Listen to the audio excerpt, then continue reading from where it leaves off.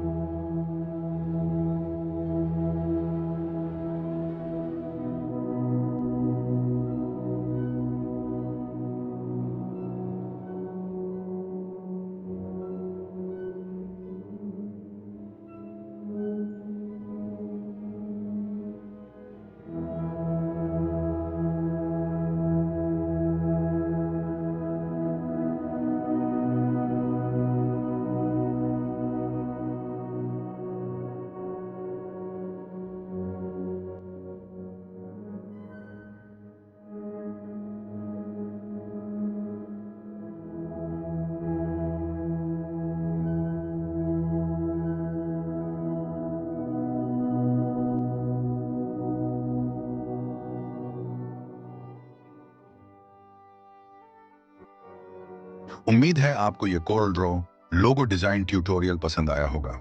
अगर वीडियो अच्छी लगी हो तो लाइक, शेयर और सब्सक्राइब जरूर करें। ऐसी ही क्रिएटिव डिजाइन वीडियोस के लिए जुड़े रहिए वीए ग्राफिक्स के साथ। धन्यवाद। जय हिंद।